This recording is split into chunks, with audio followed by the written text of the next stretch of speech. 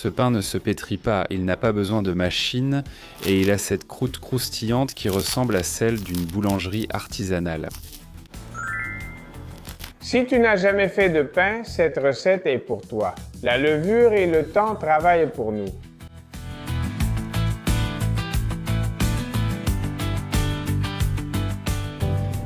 Et tu n'as besoin que de farine, d'eau, de sel et de levure. Regarde comme c'est facile, tu dois juste calculer les quantités.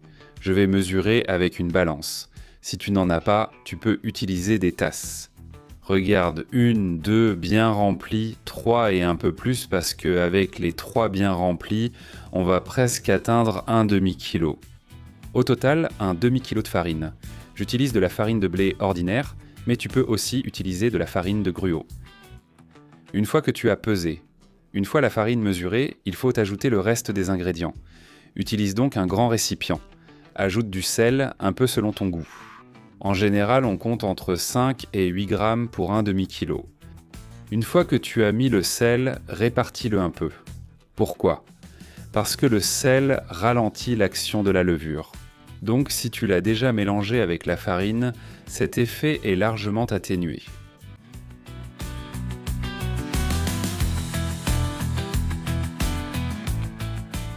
Et maintenant, on ajoute 5 ou 6 grammes ou un petit sachet de levure sèche de boulanger. Si tu veux utiliser de la levure fraîche, tu dois en ajouter 2 fois et demi plus, c'est-à-dire environ 12 ou 13 grammes. Une fois que tu l'as, comme tout à l'heure, tu mélanges un peu pour bien répartir avant d'humidifier cette pâte. Et ne t'inquiète pas, on ne va pas chercher de liquide bizarre pour ces 50 ml. Moi aussi je les pèse pour ne pas me tromper. Je fais une sorte de puits dans la farine et à l'intérieur, sans complication, sans prise de tête, sans détour, sans tricherie.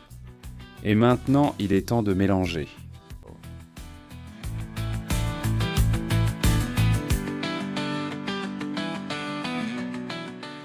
Tu remarqueras qu'au début, c'est un peu difficile à mélanger. Mais une fois que l'humidité commence à pénétrer dans le mélange de farine, une sorte de pâte collante commence à se former. Et ne t'inquiète pas, c'est exactement ce que nous recherchions. Ne la pétris pas, il faut juste mélanger. La pâte doit rester collante. Ensuite, tu farines tes mains pour que ça ne colle pas et tu la remues un peu.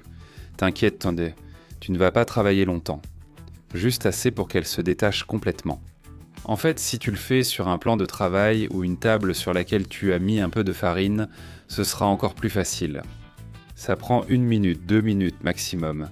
Le but est simplement d'obtenir une texture extérieure lisse. C'est-à-dire, tu dois réussir à former une petite boule. Comme ça, simplement en intégrant la farine du plan de travail et en cherchant à ce que l'extérieur soit lisse. Quand tu vois que c'est comme ça, tu formes simplement une boule et tu essaies de la tendre un peu, plus ou moins comme tu le vois ici. Une boule qui pourrait même servir à jouer aux quilles. Allez, dans le récipient d'avant. Quand tu fais la boule de pâte, il est important qu'il y ait un peu de tension, que tu vois la pâte lisse et tendue. Parfaite. Pas du tout. Comment ça doit être? Un peu étiré comme ça, c'est largement suffisant. Mais mets-lui un couvercle ou un torchon dessus. Et maintenant, on a déjà fait presque tout le travail. C'est le temps qui va travailler maintenant et je te donne 2 alternatives. Tu peux le laisser à température ambiante pendant 12 à 24 heures, donc tu le prépares la veille et ensuite il ne te reste plus qu'à le cuire au four. Mais si tu préfères, tu peux le faire encore plus à l'avance, jusqu'à 3 jours au réfrigérateur. Et en fait, il n'y a pas de problème, ce n'est pas que ce soit pareil, c'est même presque meilleur. Bon appétit!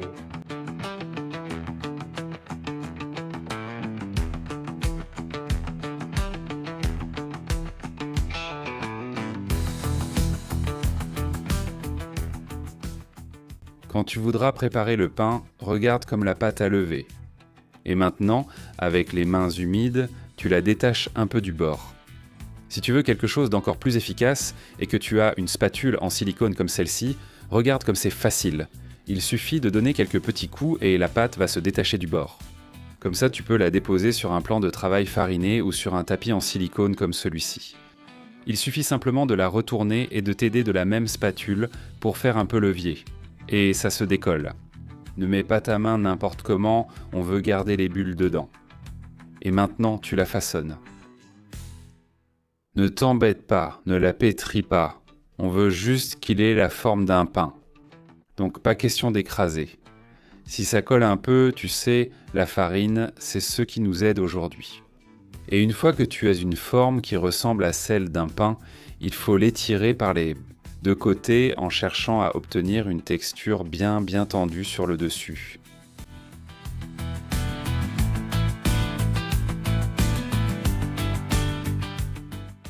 Le secret, c'est de garder la chaleur. Si tu as une cocotte en métal avec un couvercle, c'est parfait. Mais il faut qu'elle puisse aller au four. Et sinon, un moule un peu haut. N'importe quel moule ou récipient que tu peux mettre au four fera l'affaire. Il faut juste qu'il soit un peu haut pour que tu puisses le couvrir.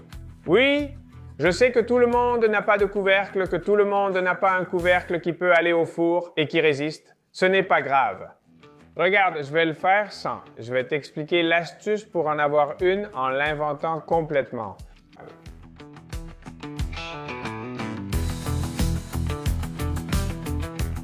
J'utilise ce moule par exemple, il fait 20 cm de diamètre et j'ai mis un peu de papier sulfurisé au fond pour être sûr que le démoulage soit parfait. Ensuite, je prends le pain, je le prends délicatement pour ne pas trop l'écraser et je le mets directement dans le moule. Voilà, tout doucement, tout doucement. Une fois que je l'ai ici, qu'est-ce qu'il me reste à faire? Faire une petite incision. Si tu l'as fait comme ça, en demi-lune, en enfonçant d'1 centimètre et que ce ne soit pas juste au centre, ce sera mieux. Et ensuite le couvercle, comme je te l'avais promis, simplement avec du papier aluminium. Tu n'as besoin de rien de spécial, rien de particulier. Un peu de papier aluminium, tu le presses et au four. Dans ce cas, il est déjà préchauffé. À 250 degrés Celsius, ce qui fait environ 480 Fahrenheit. Tu vas le mettre avec la chaleur en haut et en bas.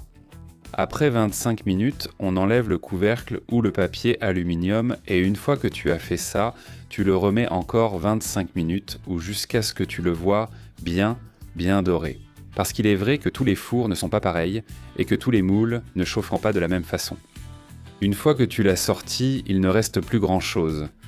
Pour en profiter. Merci.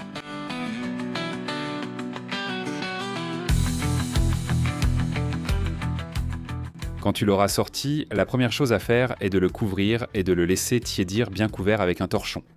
Environ 10 minutes suffiront. Ensuite, ton super pain est prêt. Enlève le papier en dessous, c'est le moment de se régaler. Regarde comme il a fière allure. Parfait, bien doré et croustillant. Tu ne me crois pas? Écoute. Incroyable. Croustillant et moelleux. Parts égales. Sois attentif maintenant et regarde l'ami.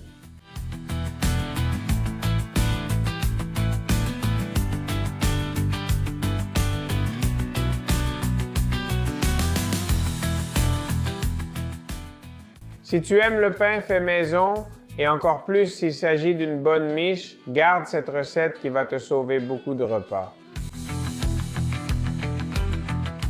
En plus, c'est un pain super intéressant parce qu'il te permet de jouer avec les saveurs. C'est-à-dire, il est parfait en tranches à tartiner. Il est parfait pour faire des toasts. Il est parfait pour le manger directement, pour tremper, ou pour le préparer en version pain à l'ail ou pain au fromage. Peut-être que je te montrerai ça la prochaine fois. Tu trouves que c'est une bonne idée?